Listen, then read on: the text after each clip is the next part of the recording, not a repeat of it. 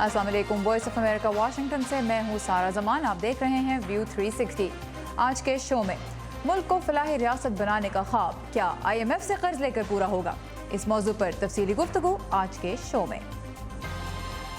और प्रोग्राम में किन और मौज़ूआत पर हम आपके लिए रिपोर्ट्स लेकर आए हैं, देखते हैं उसकी एक झलक। यह है वॉइस ऑफ अमेरिका की पेशकश व्यू 360।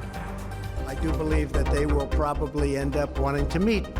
सदर ट्रंप की जानिब से गैर मशरूत बातचीत की पेशकश पर ईरान का सख्त रद्द-ए-अमल। Probably because it's like a source of pride for men, I'd say, you know. और अमेरिका में मियां बीवी अपनी आमदन के बारे में कितना सच बोलते हैं। पाकिस्तान में हुकूमत साजी का अमल मुश्किलात का शिकार है, लेकिन इक़्तिदार संभालने वालों के लिए भी चैलेंजेस की कोई कमी नहीं होगी, जिनमें सरे फहरिस्त है मईशत, जो दिन ब दिन कमज़ोर हो रही है। PTI के सरबराह इमरान खान का कहना है कि वो पाकिस्तान को इस्लामी फलाही रियासत बनाएंगे, लेकिन माहिरीन का कहना है कि नई हुकूमत को सबसे पहले IMF का दरवाज़ा खटखटाना होगा। तवक्को है कि इस मरतबा तकरीबन $12 अरब का इमदादी पैकेज मांगा जाएगा। इससे पहले 2013 में तकरीबन $6.5 अरब का पैकेज मंजूर हुआ था, जो पाकिस्तान को 3 साल के अरसे में मिला। इस वक्त चलते हैं अमान अजहर के पास और जानते हैं कि पाकिस्तानी क़यादत IMF के सामने क्या सूरत हाल पेश करेगी। सारा, मैं इस वक्त वाशिंगटन में IMF की इमारत के बाहर मौजूद हूँ, जहाँ तवक्को की जा रही है कि पाकिस्तान की नई हुकूमत को इमदादी पैकेज के लिए आना होगा। 1980 की दहाई से आज तक पाकिस्तान 12 मरतबा IMF से इमदादी पैकेज हासिल कर चुका है। पिछले साल दिसंबर के महीने से रुपए की कदर में डॉलर के मुकाबले में 4 दफ़ा कमी की जा चुकी है और इस इमदादी पैकेज की मंजूरी की सूरत में इस साल के आखिर तक मज़ीद 10% कमी करना होगी। पाकिस्तान की मईशत की सूरत हाल अगर देखें तो इस वक्त स्टेट बैंक ऑफ पाकिस्तान के ज़रिए मुबादला के ज़खायर $10 अरब से कम है, जिनसे महज 2 महीनों तक की दरामदात खरीदी जा सकती हैं। मजमूई बैरूनी कर्जे $92 अरब तक पहुँच चुके हैं। ये 3 साल में तकरीबन 76% का इजाफा है। कौमी खसारा पिछले माली साल के दौरान 42% से बढ़कर $18 अरब की रिकॉर्ड सतह पर पहुँच गया है। IMF के मुताबिक पाकिस्तान की इक़्तिसादी सूरत हाल के पेश नज़र मुल्क के बैरूनी कर्ज़ों की सतह में अगले 2 साल के दौरान इजाफा जारी रहेगा और इस बार इमदादी पैकेज मंजूर करते हुए IMF का एक बार फिर ये मुतालबा होगा कि पाकिस्तान अपने टैक्सों के निज़ाम और अखराजात समेत इक़्तिसादी शोबे में बुनियादी इस्लाहात लेकर आए। जी, तो अमान अजहर से हमने तफसीलात सुनी कुछ उस हवाले से कि IMF के सामने पाकिस्तान की मईशत की क्या सूरत हाल होगी। इस वक्त हमारे साथ हैं मालियाती उमूर के माहिर उज़ैर यूनुस और उनसे हम बात करेंगे कि IMF के कर्जे पाकिस्तान के लिए अब क्या मानी रखते हैं। Uzair, welcome to view 360। सबसे पहले तुम ये बात करेंगे कि पाकिस्तान के बारे में अभी जिस तरह हमने कहा भी कि इमरान खान साहब उसको एक फलाही रियासत बनाना चाहते हैं, क्या ये काम IMF के कर्ज़ों से हो सकता है मुमकिन? जी नहीं, IMF के कर्ज़ों पे अगर आप जाएंगे तो पिछले अगले 12 से 18 महीने के लिए आपको अपने अखराजात हैं वो कट करने होंगे। तो इमरान खान का जो विज़न है, जो उन्होंने तकरीर में कहा कि हम एक फलाही रियासत बनाएंगे, तो वो उससे क्लैश करेगी। और IMF जो है प्रोग्राम के अंदर कहेगा कि पाकिस्तान टैक्सेस बढ़ाए, और टैक्सेस यूजली जो बढ़ाए जाते हैं वो गरीब तबके को हर्ट ज़्यादा करते हैं, और उसके साथ साथ अखराजात कम करें। और अखराजात जो सबसे आसान कम करना होते हैं वो वही होते हैं जो गरीब तबके को बेनिफिट पहुंचाते हैं। तो जब वेलफेयर प्रोग्राम्स की जो स्लैशिंग, सब्सिडीज़ कट होंगी, इनकम सपोर्ट प्रोग्राम्स कट होंगे, जो आपके पब्लिक सेक्टर डेवलपमेंट प्रोग्राम्स होते हैं जिससे मुल्क की इकॉनमी में लॉन्ग टर्म के लिए तरक्की आती है, वो सब कट करना पड़ेंगे। अच्छा, पाकिस्तान में जो दिफाई बजट है वो मजमूई बजट का काफ़ी बड़ा हिस्सा होता है, सबसे बड़ा चंक उसी तरफ जाता है और ये एक हसास मौजू है पाकिस्तान में। IMF क्या इस हवाले से भी कोई बात करता है पाकिस्तान से? नहीं, IMF इस बारे में पाकिस्तान से कभी कोई बात नहीं करता। 13 प्रोग्राम्स हो चुके हैं और 13 के अंदर ही कभी ये नहीं कहा गया कि दिफाई अखराजात कम किए जाएँ। और उसकी वजह यह है कि सिविलियन पार्लियामान के अंदर ही उनको इस बात की डिबेट करने की इजाज़त ही नहीं है कि दिफाई अखराजात क्या हैं और क्यों किए जा रहे हैं। तो जब तक वो बात चलेगी नहीं पार्लियामान के अंदर, तो IMF उसके अंदर कोई दखल अंदाजी नहीं कर सकेगा। अच्छा, अभी हमने ये भी देखा, कल ही हमने अपने शो में भी ये खबर कवर की कि अमेरिकी वज़ीर ख़ारिजा माइक पॉम्पेओ ने एक बयान में कहा कि अमेरिका कहेगा IMF से कि वो ऐसे कर्जे ना दे कि जिनसे पाकिस्तान चीन के कर्जे उतार रहा हो। अमेरिका की फंडिंग तो है IMF के अंदर, बहुत बड़ा रोल है, لیکن کیا ایسا رول ہے کہ وہ پاکستان کے لیے فنڈز روک سکے؟ نہیں، جو IMF کا جو سٹرکچر ہے اس کے اندر امریکہ دباؤ ضرور ڈال سکتا ہے، لیکن اس کا ایک انسٹیٹیوشنل پروسیس ہے جو وہ چلے گا آگے، اور اس کے اندر امریکہ جو ہے مداخلت نہیں کر سکتا. اور IMF کا جو مینڈیٹ ہے وہ یہی ہے کہ اگر کوئی بھی دنیا کی معیشت کمزور سے کمزور تر ہوتی جا رہی ہے تو اس کو قرضے دیے جائیں. تو اس حوالے سے امریکہ دباؤ ضرور ڈالے گا، اور پاکستان کے اوپر دباؤ ویسے ہی بہت زیادہ ہے، لیکن مداخلت کر کے یہ نہیں کہے گا کہ پیسے بالکل بھی نہ دیے جائیں. اور ایک طرف امریکہ ہے اور دوسری طرف ہم دیکھتے ہیں کہ چین ہے، اور پاکستان اپنے زر مبادلہ کے ذخائر بڑھانے کے لیے چین سے بھی ایک سال کے دوران تقریباً $5 ارب سے زیادہ کے قرضے لے چکا ہے. تو ایک ادارے اور ایک ملک سے قرض لینے میں کیا فرق ہے، اس پہ بھی ہم بات کریں گے. لیکن پہلے چلتے ہیں یوگینڈا، جہاں چین اسی طرح سے سرمایہ کاری اور قرض فراہم کر رہا ہے جس طرح کے پاکستان کو کر رہا ہے. تو یوگینڈا میں اس سے کیسی صورتحال پیدا ہو رہی ہے، اس سے بھی کیا کچھ سیکھا جا سکتا ہے، اس کے لیے پہلے دیکھتے ہیں یہ رپورٹ.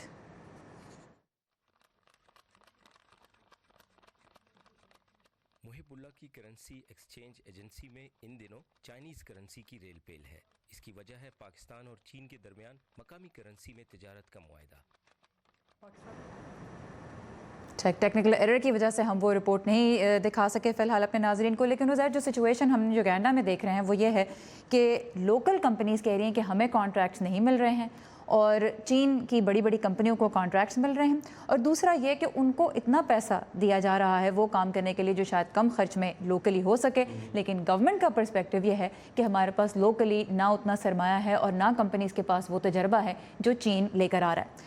تو یہاں پہ سوال تو پہلے یہ اٹھتا ہے کہ ایک ملک سے قرض لینے میں اور ایک ادارے سے IMF سے قرض لینے میں فرق کیا ہے، پاکستان کے لیے بہتر کیا ہے؟ پاکستان کے لیے بہتر تو یہ ہے کہ دونوں طرف سے قرض لیا جائے، کیونکہ جو نوعیت ہے وہ اتنی گمبھیر ہے کہ پاکستان کو قرضوں کی ضرورت ہے. تو ملک سے چین نے ابھی $2 ارب دیے ہیں، لیکن چین کا جو قرضہ آتا ہے وہ ایسا ہے جیسے آپ کا محلے کا جو راشن کا سٹور ہے وہ آپ کو پیسے دے رہا ہے کہ آپ ہم سے خرید لیں اگلے مہینے کے لیے. تو چین ہر 2-3 مہینے بعد $2-3 ارب پاکستان کو دیتا رہا ہے، لیکن وہ قرضے جو ہیں وہ چین سے جو پاکستان کے امپورٹس ہیں وہ خریدنے میں استعمال ہو جاتے ہیں. اور یہ چلتا رہے گا معاملہ، لیکن پاکستان کو ضرورت یہ ہے کہ ادارے سے IMF جیسے اداروں سے ADB جیسے اداروں سے وہ پیسے لیے جائیں، کیونکہ ان سے جو روم ہے پاکستان کو اپنی معیشت کو بہتر کرنے کا وہ زیادہ بڑھ سکے گا. لیکن دوسری طرف کیا IMF اور ادارے زیادہ کنڈیشنز نہیں لگاتے بنسبت چین؟ کنڈیشنز تو لگاتے ہیں، لیکن جو کنڈیشنز ہیں اس میں پاکستان میں بھی بات ہوتی رہی ہے کہ یہ جو بنیادی اصلاحات ہمیں کرنی ہے وہ IMF کئی عرصوں سے پاکستان کو کہتا رہا ہے، لیکن کوئی حکومت کرنے میں کامیاب نہیں ہوئی. تو وہ جو دباؤ ہے وہ میرے خیال میں ضروری ہے، کیونکہ اگر پاکستان کو یہ چاہیے کہ اگلے 5 سال میں پھر IMF کی طرف نہ جائے تو بنیادی اصلاحات کرنا ضروری ہے. اور IMF کے جو بنیادی اصلاحات ہیں جن میں آپ کی اسٹیٹ اون انٹرپرائزز کا جو لاس ہے یا پاور سیکٹر کے اندر سبسڈیز ہیں وہ ٹھیک کرنی ہے، ٹیکس بیس بڑھانا ہے، تو اس میں پاکستان کے اندر بھی کوئی یہ نہیں کہے گا کہ یہ چیزیں ہمیں نہیں کرنی چاہیے. تو IMF اگر دباؤ ڈالتا ہے تو وہ بہتر ہے پاکستان کے لیے، کیونکہ اس سے جو نئی آنے والی حکومت ہے وہ آگے کام کر سکے گی. رائٹ، عزیر یونس ہمارے ساتھ ہے، مالیاتی امور کے ماہر ہیں. عزیر، آپ کے وقت اور آپ کی انسائٹ کے لیے بہت شکریہ. پروگرام کو آگے بڑھاتے ہیں. اس ہفتے کے آغاز پر پیر کو امریکی صدر ڈونلڈ ٹرمپ نے وائٹ ہاؤس میں اخباری نمائندوں سے بات کرتے ہوئے کہا کہ وہ ایران کے ساتھ غیر مشروط بات چیت کے لیے تیار ہیں. صدر نے شمالی کوریا اور روس کے صدور کے ساتھ حالیہ مذاکرات کا حوالہ دیتے ہوئے کہا کہ بات چیت تناؤ میں کمی لا سکتی ہے. I would certainly meet with Iran if اگر ایرانی قیادت مجھ سے ملنا چاہتی ہے تو میں ضرور ملوں گا. میرا نہیں خیال کہ وہ ابھی تیار ہیں. ابھی وہ مشکل وقت سے گزر رہے ہیں، لیکن میں نے ایران سے معاہدہ ختم کر دیا. وہ فضول معاہدہ تھا. مجھے یقین ہے کہ بالآخر وہ ملنا تو چاہیں گے. ندیم یعقوب اس وقت ہمارے ساتھ ہیں کیپٹل ہل سے، اور ان سے ہم یہی جاننا چاہیں گے کہ ایران کی جانب سے پھر رد عمل کیا سامنے آ رہا ہے. جی ندیم. سارا ایرانی رہنماؤں نے جو صدر ٹرمپ کی پیشکش ہے اس کو مسترد کر دیا ہے. ایران کے وزیر خارجہ جواد ظریف نے ٹویٹر پر ایک پیغام میں یہ کہا کہ جوہری معاہدے سے الگ ہونا اور مذاکرات کی میز سے پیچھے ہٹنا جو تھا یہ امریکہ کی ذمہ داری ہے، اور اب جو ہے صدر کی جانب سے جو پیشکش ہے وہ ایک حربہ ہے توجہ حاصل کرنے کا، اور ایران اس کو کبھی بھی کامیاب ہونے نہیں دے گا. مگر جو پاسداران انقلاب جو کہ ایک ایرانی فوج کا ایلیٹ یونٹ ہے، اس کے سربراہ جنرل محمد علی نے اس پر زیادہ سخت رد عمل کا اظہار کرتے ہوئے کہا ہے کہ ایران کبھی بھی جو بڑا شیطان ہے اس سے مذاکرات نہیں کرے گا. ایرانی رہنما جب امریکہ کو مخاطب کرتے ہیں تو گریٹ سیٹن کہتے ہیں. انہوں نے کہا کہ یہ کوئی شمالی کوریا نہیں ہے جو صدر ٹرمپ کی پیشکش کو قبول کر لے گا۔ واشنگٹن میں جو تجزیہ کار ہیں ان کا کہنا ہے، وہ سمجھتے ہیں کہ صدر ٹرمپ جو ہے ان کی بہت خواہش ہے کہ وہ جس طرح انہوں نے شمالی کوریا اور روس کے رہنماؤں سے مذاکرات کیے اسی طرح صدر روحانی سے بھی بالمشافہ ملاقات کریں، لیکن جس طرح کی زبان حال ہی میں صدر ٹرمپ یوز کر چکے ہیں ایرانی رہنماؤں کے بارے میں، یہ ایسا ہوتا دکھائی نہیں دیتا۔ جی سارا۔ ندیم یعقوب ہمارے ساتھ تھے کیپٹل ہل سے اور ہمیں ایران کی قیادت کے رد عمل سے آگاہ کر رہے تھے۔ Nadeem, thank you for this report. اور ایران کی اگر بات کریں تو اس وقت شدید معاشی دباؤ کا شکار ہے۔ اس کی کرنسی کی قدر ڈالر کے مقابلے میں 1,20,000 ایرانی ریال سے نیچے گر چکی ہے اور اب سے 6 روز بعد اس پر امریکہ کی اقتصادی پابندیاں پھر سے لاگو ہونا شروع ہو جائیں گی۔ امریکہ ایران کی تیل کی درآمدات کو نشانہ بنانے والا ہے، لیکن جواب میں ایران کے پاس بھی ایک حربہ ہے جسے استعمال کر کے وہ امریکہ سمیت کئی ملکوں کو ایک ساتھ مشکل میں ڈال سکتا ہے۔ ہر سال دنیا میں 4 ارب ٹن خام تیل پیدا اور ٹرانسپورٹ کیا جاتا ہے۔ تیل پہنچانے کے 2 طریقے ہیں، ایک بذریعہ پائپ لائنز اور دوسرا بذریعہ سمندر۔ عالمی سطح پر تیل کی تقریباً 50% آمد و رفت سمندر کے راستے ہی ہوتی ہے، لیکن اہم ترین روٹس پر کچھ بڑی رکاوٹیں بھی ہیں، جیسے وہ مقام جہاں راستہ تنگ ہے اور جہاز زیادہ۔ ان میں سب سے اہم ہے عمان اور ایران کے درمیان واقع آبنائے ہرمز، پانی کا صرف 40 کلومیٹر چوڑا راستہ جہاں سے روزانہ 17 ملین بیرل تیل گزرتا ہے۔ یہ کل بحری ٹریفک کا 35% ہے۔ ایران یہ راستہ بند کرنے کی دھمکی دے چکا ہے۔ امریکہ کا کہنا ہے کہ ایسا کرنا جنگ کے مترادف ہوگا۔ ایران اور امریکہ کے تعلقات کس سمجھ جا رہے ہیں، اس بارے میں ہم بات کریں گے بوسٹن یونیورسٹی سے منسلک بین الاقوامی امور کے ماہر ڈاکٹر عادل نجم سے۔ Doctor Najam, welcome to view 360۔ صدر ٹرمپ اس وقت ایک طرح سے حوالہ دے رہے ہیں کہ شمالی کوریا کے صدر کے ساتھ اور پھر روس کے صدر کے ساتھ انہوں نے مذاکرات کیے، وہ ان کا ایک سکسیس تھے، اور کچھ حد تک وہ اسٹریٹجی ایران کے ساتھ بھی ویسے ہی اپنا رہے ہیں کہ پہلے سخت زبان کا اور سخت اقدامات کا استعمال کریں جیسے انہوں نے نارتھ کوریا کے ساتھ کیا، اور پھر مذاکرات کی بات بھی کریں۔ صدر ٹرمپ کی ایسی پالیسی کے نتائج کا سامنے آ سکتے ہیں؟ میرے خیال میں ایران بہت مختلف ایک ملک ہے، اور دوسری یہ جو مفروضہ جس پہ صدر ٹرمپ اور ان کے حامی بیس کر رہے ہیں کہ نارتھ کوریا اور روس کے ساتھ مذاکرات سکسیس تھے، تو وہ میرے خیال میں باقی دنیا ان کو ایسے نہیں دیکھتی۔ یقیناً روس کے ساتھ جو مذاکرات تھے وہ تو بہت بڑا فیلئر تھے۔ امریکہ میں بھی جو اس پہ گفتگو ہوئی اس سے ڈونلڈ ٹرمپ کی جو ڈومیسٹک پالیٹکس ہے اس پہ بھی بہت نیگیٹو اثر پڑا، اور کوریا کا جو تھا مسئلہ اس میں جو آپ کی ویژولز تھے وہ شروع میں تو بڑے اچھے تھے، لیکن اس کے بعد ہمیں یہی نظر آیا کہ نارتھ کوریا کو جو کچھ اس سے چاہیے تھا مل گیا، لیکن امریکہ کو اور ڈونلڈ ٹرمپ صاحب کو کچھ نہیں ملا۔ تو میرے خیال میں ایران یہ بھی دیکھ رہا ہے کہ جو پچھلے 2 مذاکرات ہوئے ہیں اس کا کیا نتیجہ ہوا ہے، اور ان کو نظر یہ آ رہا ہے کہ ڈونلڈ ٹرمپ صاحب کے پاس ایک بہت بڑا پلیٹ فارم ہے ٹویٹر پہ، اور یقیناً وہ دنیا کی سب سے بڑی طاقت کے صدر ہیں، لیکن ان کی ابیلٹی ٹو ڈیلیور جو ہے وہ بہت محدود ہے، نہ ہی نارتھ کوریا میں، نہ ہی روس پہ، اور امریکی ڈومیسٹک سیاست کے ساتھ ٹھوس نتائج ابھی ان مذاکرات کے سامنے نہیں آئے۔ اب میں یہ پھر جاننا چاہوں گی کہ جواب میں ہم ایران سے کیسے اقدامات کی توقع کر سکتے ہیں صدر ٹرمپ کے ریٹرک کو دیکھتے ہوئے؟ میرے خیال میں پہلا جو ان کا رسپانس آیا ہے اسی قسم کے رسپانس کی ہمیں توقع کرنی چاہیے۔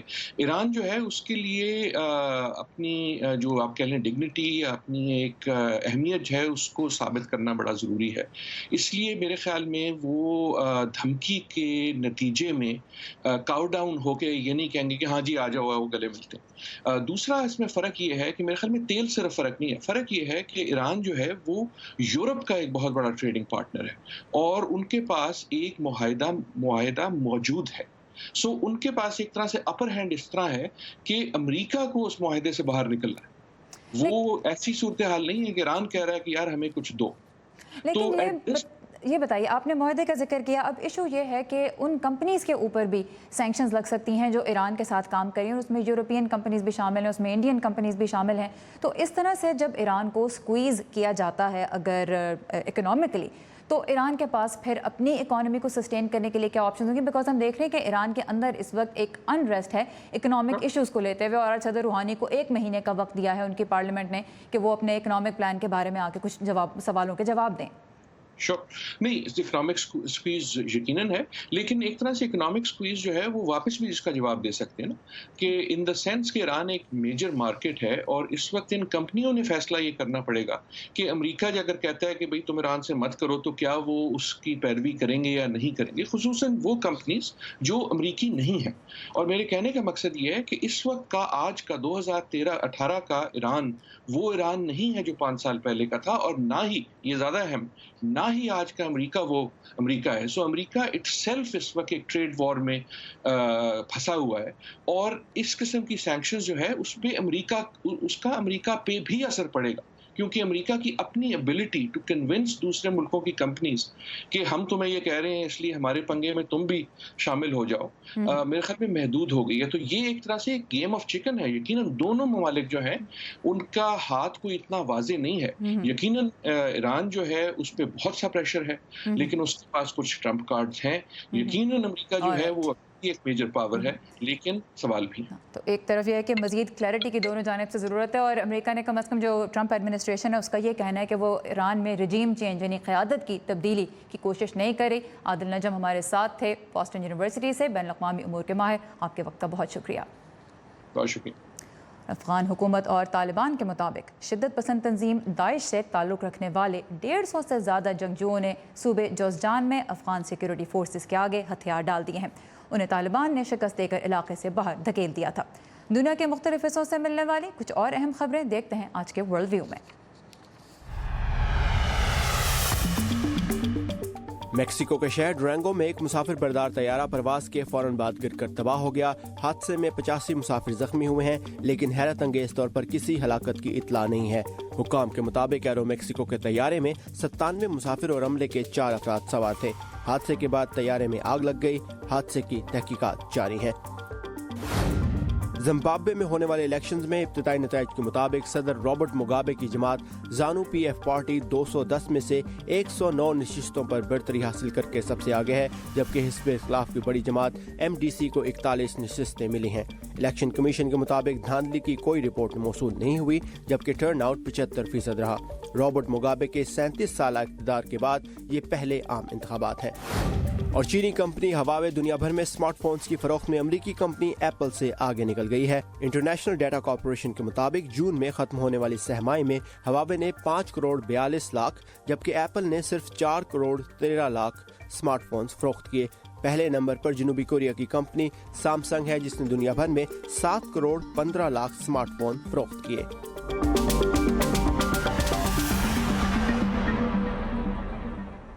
پاکستان سمیت دنیا بھر سے تازہ ترین خبروں کے لیے آئیے ہماری ویب سائٹ urduvoa.com پر، جہاں آپ جب چاہیں دنیا بھر میں رونما ہونے والے اہم واقعات کی بروقت معلومات حاصل کر سکتے ہیں.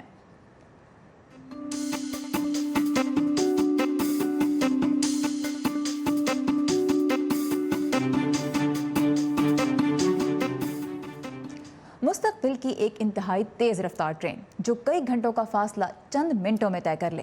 یہ خواب دیکھا تھا ٹیکنالوجی کمپنی اسپیس ایکس کے بانی ایلان مسک نے سال 2013 میں، اور اسے نام دیا ہائپر لوپ. اس میں لوگ ایک ایسی سرنگ میں سفر کریں گے جس میں ہوا کا دباؤ انتہائی کم ہوگا، اور اس لیے اس میں چلنے والی مخصوص ٹرین انتہائی تیزی سے دوڑ سکے گی. ہر گزرتے سال کے ساتھ ایلان مسک اپنے خواب کی تعبیر کے قریب تر ہوتے جا رہے ہیں. اب چلتے ہیں ریاست کیلیفورنیا کے شہر لاس اینجلس، جہاں ہائپر لوپ ٹرین بنانے کے مقابلے میں تیز رفتاری کے نئے ریکارڈ قائم کیے گئے.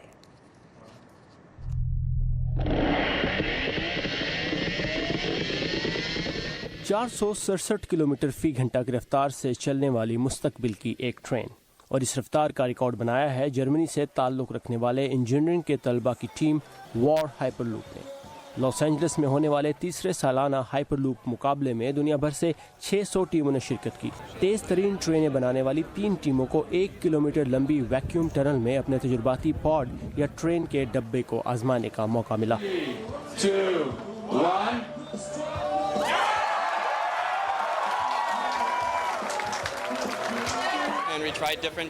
ہم نے مختلف ڈیزائن تیار کیے، ایک بڑی موٹر اور 2 مزید موٹرز، جو ایک اچھا خیال تھا، لیکن آخر میں ہم نے دیکھا کہ چھوٹے سائز کی موٹرز جن کی طاقت زیادہ اور وزن کم ہو بہتر ہے، تو ہم نے یہ استعمال کیا.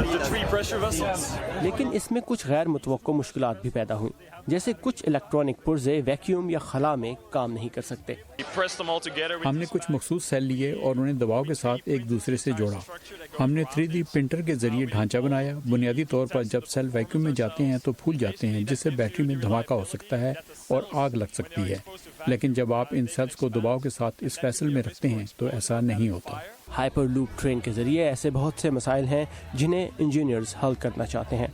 नेदरलैंड की एक टीम का कहना था कि एक मुकम्मल हाइपरलूप ट्रांसपोर्ट सिस्टम कम फासले की फ्लाइट्स और इनसे पैदा होने वाले माहौलियाती मसाइल को ख़त्म कर सकता है। स्पेस एक्स के CEO और हाइपरलूप टेक्नोलॉजी के स्पॉन्सर इलॉन मस्क का कहना है कि ये सब इस ज़मीन पर ज़िंदगी बेहतर बनाने की एक बुनियादी कोशिश है।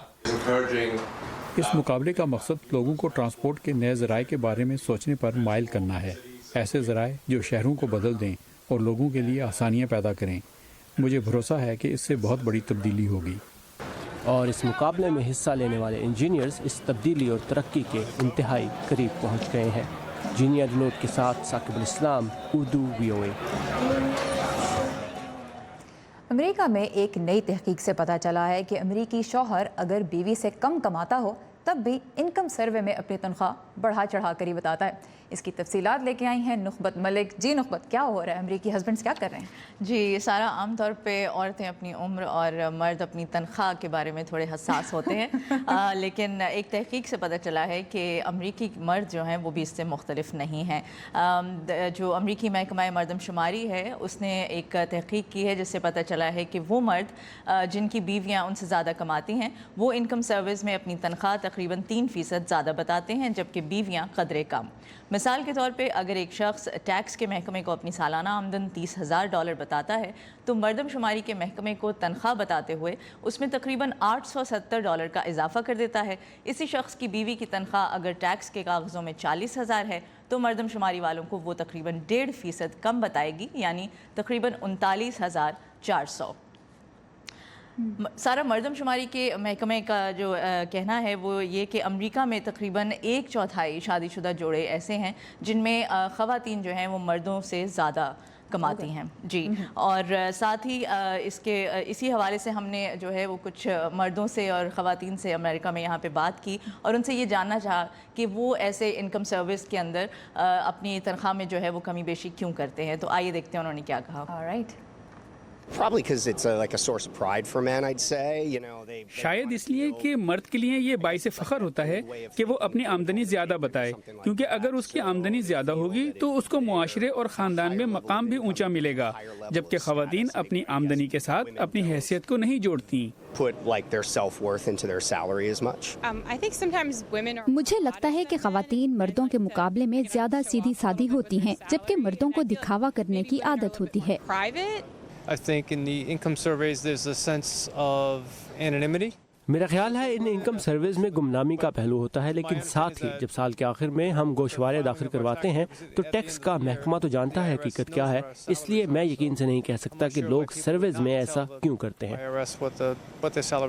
I think that men often inflate मेरा ख्याल है मर्दों को हर चीज़ को ही बढ़ा चढ़ा कर पेश करने की आदत होती है। मसलन मर्दों की आदत है कि काबिलियत के महज चंद पॉइंट्स की बुनियाद पर ही वो मुलाजमत हासिल करने की कोशिश करते हैं, जबकि ख़वातीन देखती हैं कि वो मेयार पर हर लिहाज से पूरी उतरे। अच्छा जी, तो ये लगता है कि मर्दों की अना की तस्कीन इससे मेनली होती है। लेकिन ये बताइए नुखबत के अना की तस्कीन के अलावा क्या इस डेटा का ये जो रिपोर्ट सामने आई है किसी किस्म का असर, कोई कॉन्क्रीट असर भी हो सकता है? हाँ सारा, चूँकि अमेरिका में पॉलिसी साजी के लिए डेटा की बहुत अहमियत है, इसलिए यकीनन ख़वातीन और मर्दों की जानिब से इस कमी बेशी का इस पर असर पड़ सकता है। और यही वजह है कि इस तहकीक में ये तजवीज़ भी पेश की गई है कि अमरीकी महकमा मर्दमशुमारी को अब चाहिए कि वो लोगों पर भरोसा करने के बजाय जो है वो मुख्तलिफ ज़राए से जो है इनकम का डेटा इकट्ठा करे। एक और बड़ी बुनियादी बात जो इस तहकीक में की गई कि इस तहकीक से ये पता चला कि अमरीकी माशरे में बदलते रवैयों पर जो है वो बात की गई कि किस तरह से अमेरिका में भी औरतों की जो काम करने की अहमियत है उसको मर्दों के काम से थोड़ी कम अहमियत दी जाती है। और इसी के साथ हम ख़त्म करेंगे हमारा आज का व्यू 360। आप क्या सोचते हैं इस तहकीक के बारे में हमें ज़रूर बताइएगा। सारा ज़मान को इजाज़त दीजिए। खुदा हाफ़िज़।